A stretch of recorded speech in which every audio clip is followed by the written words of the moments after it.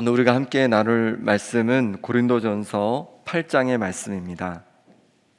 고린도전서에서는 교회에 일어나는 여러 문제와 또 갈등들에 대해서 얘기하고 있습니다. 그래서 여러 갈등들이 이제 고린도 교회에 있었는데요. 먼저 어떤 갈등이 있었냐면 서로 분파를 이루어서 갈등하는 게 있었습니다. 그래서 어떤 사람은 나는 바울파다, 나는 아볼로파다, 나는 게바파다, 나는 그리스도파다 하면서 서로 끼리끼리 모여서 서로 시기하고 또 서로 의견을 달리하고 이런 갈등들이 있었습니다. 또 어떤 문제들이 있었냐면 음행하는 문제가 있었어요. 아버지의 아내를 취하는 그런 음행의 문제가 교회 안에 있었고, 또 법정 소송이 있었습니다. 같은 성도들끼리 세상 법정에다가 소송을 하고 서로 싸우는 거예요. 세상 법정에서. 또 어제 본 거는 결혼에 대한 문제를 이제 다루고 있었고요. 오늘은 우상의 제물을 먹는 문제에 대해서 말씀해 주고 있습니다. 이렇게 고린도 교회에는 여러 문제와 갈등이 있었고, 이를 어떻게 그리스도인으로서 성숙하게 해결할 수 있는지 그것을 바울은 고린도 교회에 알려주고 있는 것이 바로 고린도전서입니다. 이를 통해 우리가 알 수 있는 것은 하나님의 교회에도 여러 문제와 갈등이 있을 수 있다는 거예요, 없다는 거예요? 있을 수 있다는 겁니다. 문제는 갈등과 문제가 일어나는 것이 문제이기도 하겠지만, 그보다 더 중요한 것은 이러한 문제와 갈등이 있을 때 어떻게 성숙한 그리스도인의 모습으로 해결할 수 있느냐, 이게 더 중요할 수 있습니다. 8장에서는 우상의 제물을 먹는 문제를 다루면서 그리스도인의 중요한 행동 원칙을 우리에게 알려주고 있습니다. 어떻게 하는 것이 성숙한 그리스도인으로서 그런 문제와 또 갈등을 대하는 것인지에 대해서 우리에게 알려주고 있는 거예요. 먼저는 지식보다 사랑이라고 말씀하고 있습니다. 1절 말씀을 다시 한번 같이 읽어보겠습니다. 우상의 제물에 대하여는 우리가 다 지식이 있는 줄을 아나 지식은 교만하게 하며 사랑은 덕을 세우나니. 아멘. 문제들에 있어서 지식은 뭐란데요? 교만하게 하고 사랑은 덕을 세운대요. 그러니 지식을 앞세우는 것이 아니라 뭘 앞세워야 한다는 거냐면 사랑을 앞세워야 한다는 거예요. 교회에 여러 문제와 갈등이 있을 때 내 지식보다는 사랑이 먼저라고 말씀하고 있는 겁니다. 2절 3절 말씀은 제가 한번 읽어볼게요.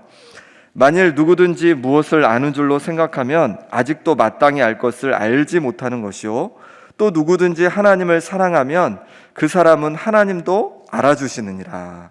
아멘. 누구든지 무엇을 아는 줄로 생각하면 나 좀 아는 사람이야, 이런 생각을 하면 그 사람은 아는 사람이에요, 모르는 사람이라는 거예요? 모르는 사람이라는 거예요. 그러니까 이건 이런 얘기죠.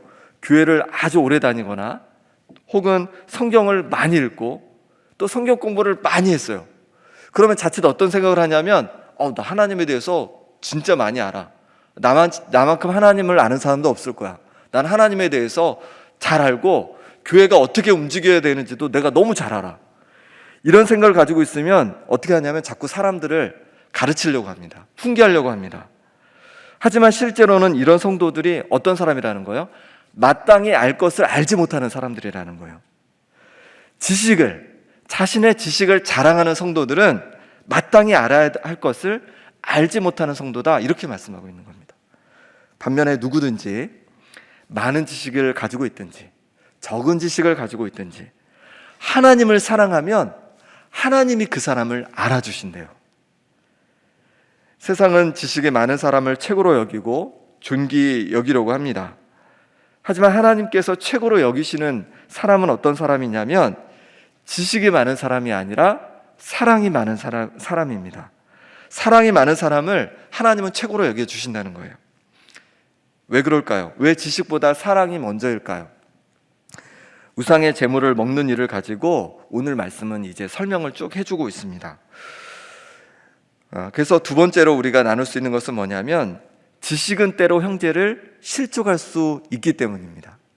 왜 지식보다 사랑이냐면 지식은 때로 성도들을 실족하게 만들 수 있다는 거예요. 아무리 그것이 옳은 지식이어도요. 우리 4절 6절 말씀인데요, 여기에 보면 지식이 하나의 지식이 나와 있습니다. 어떤 건지 제가 읽어보겠습니다. 4절에서 6절입니다. 그러므로 우상의 제물을 먹는 일에 대하여는 우리가 우상은 세상에 아무것도 아니며 또한 하나님은 한 분밖에 없는 줄 아노라. 비록 하늘에나 땅에나 신이라 불리는 자가 있어 많은 신과 많은 주가 있으나 그러나 우리에게는 한 하나님 곧 아버지가 계시니 만물이 그에게서 났고 우리도 그를 위하여 있고 또한 한 주 예수 그리스도께서 계시니 만물이 그로 말미암고 우리도 그로 말미암아 있느니라. 이 4절에서 6절까지가 우상 제물에 대한 지식이라는 거예요. 이게 옳은 걸까요? 틀린 걸까요? 이 지식 자체는 옳아요. 그죠? 우상은 아무것도 아니에요. 아무것도 아니잖아요. 우상은 하나님만이 진짜잖아요. 이 세상에 신이라 불리는 많은 신과 주가 있습니다. 하지만 우리는 압니다. 우리에게는 한 하나님, 우리가 아버지라 부르는 한 하나님께서 계시고 우리는 그분에게서 났고 그분을 위해서 있습니다. 또한 우리가 주님으로 부르는 분도 한 분입니다. 바로 예수님이시죠. 모든 만물이 예수님으로 인해서 창조되었고 우리도 예수님으로 인해서 창조되고 하나님의 자녀가 되었습니다.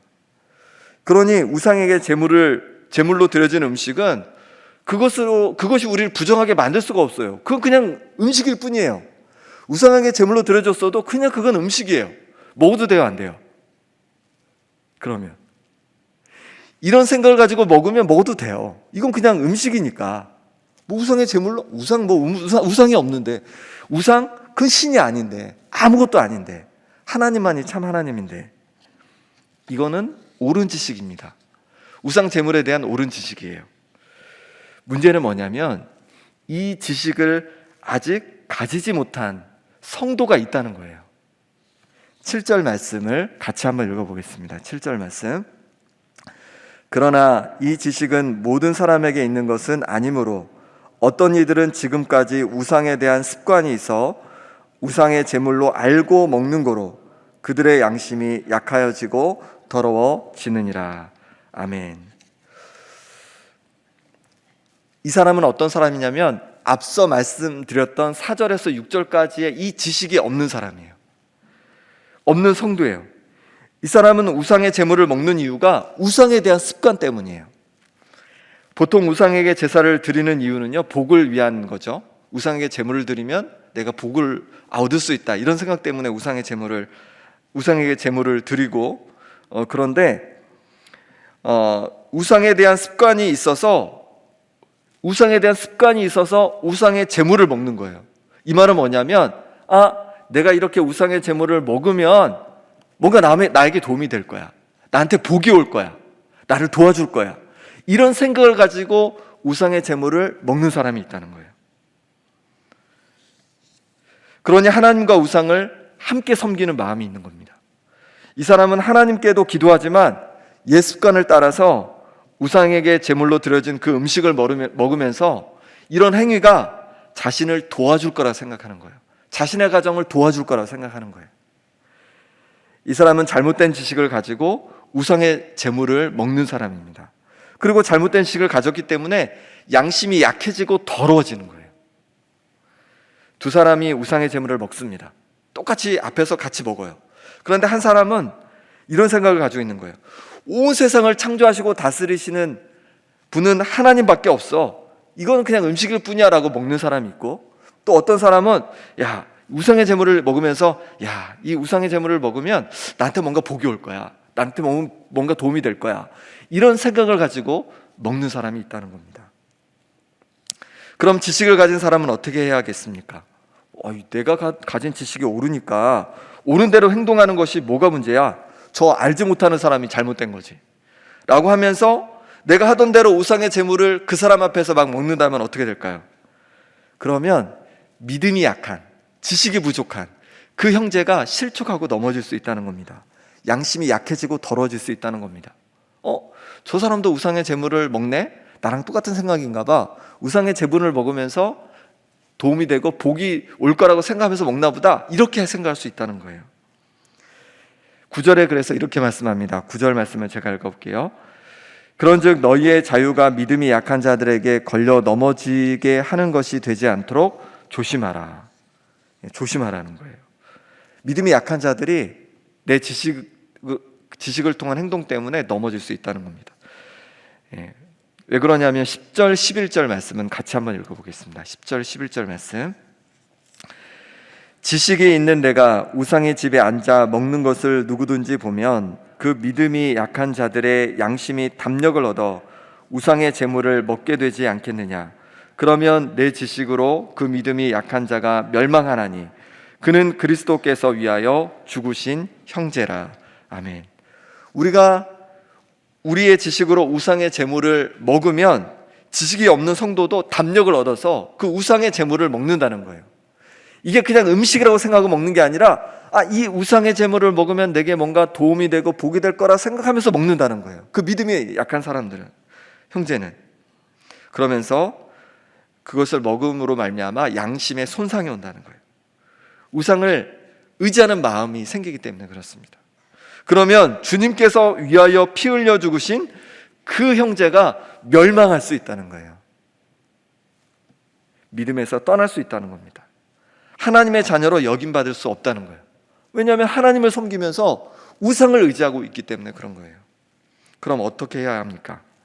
그러니 우리의 지식이 아무리 옳아도 때로 그 지식이 내 믿음의 형제를 믿음에서 넘어지게 할 수 있음을 기억해야 합니다. 아무리 옳은 지식도 그것이 형제를 넘어지게 하는 것이라면 조심하고 주의해야 합니다. 이 우상의 재물의 문제뿐만 아니라 여러 가지 문제에 있어서도 내가 옳아요.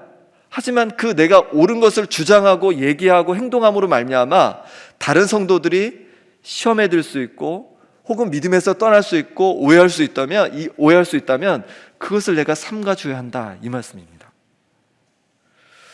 마지막으로 지식이 아니라 사랑으로 우리는 하나님께 인정받는 겁니다. 8절 말씀을 제가 다시 한번 읽어보겠습니다. 8절입니다. 음식은 우리를 하나님 앞에 내세우지 못하나니 우리가 먹지 않는다고 해서 더 못 사는 것도 아니고 먹는다고 해서 더 잘 사는 것도 아니니라. 아멘. 우상의 재물을 먹어도 된다는 그 확실한 지식이 있다고 합시다, 우리가. 그래서 음식을 먹는다고 해서 그래서 하나님께 칭찬받을 일은 아닌 거예요. 음식을 그냥 먹는 거죠. 내게 유익이 되는 것은 뭐냐면 그냥 음식을 먹는 유익만 있을 뿐입니다. 혹은 자신의 지식을 뽐내는 것밖에 되지 않아요. 모든 것을 하나님께서 만드셨으니 당연히 이거 먹어도 돼.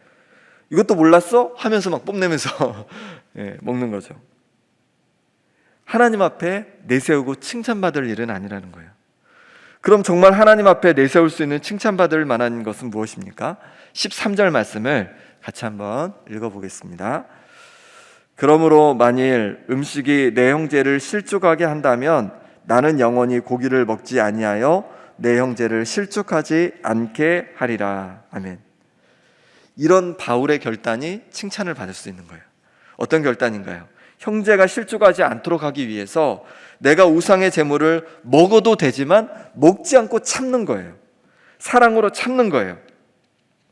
내 지식으로는 먹어도 아무 문제 없습니다. 하지만 함께 자리한 형제를 위해서는 먹지 않는 것이 좋다면 참는 것이 우리 형제를 위한 것이고 형제를 위한 것이 하나님 앞에 칭찬받을 만한 것이다, 이렇게 말씀하고 있는 겁니다. 이런 사람을 한마디로 어떤 사람이라고 하는지 아세요? 덕이 있는 사람이다, 이렇게 얘기하는 겁니다. 지식으로는 덕이 있는 사람이 될 수 없습니다. 사랑으로 덕이 있는 사람이 되는 거예요. 그리스도인은 덕이 있는 사람입니다. 성경을 많이 알고 많이 암송하는 것도 중요하지만 덕 있는 사람이 되는 것이 하나님 앞에 칭찬받을 일인 거예요. 지식이 많다고 하나님께 칭찬받지는 않습니다. 하지만 덕이 있다면 그것으로 하나님께 칭찬을 받는 거예요. 베드로서 1장 4절에 이렇게 말씀합니다. 이로써 그 보배롭고 지극히 큰 약속을 우리에게 주사 이 약속으로 말미암아 너희가 정욕 때문에 썩어질 것을 피하여 신성한 성품에 참여하는 자가 되게 하려 하셨느니라.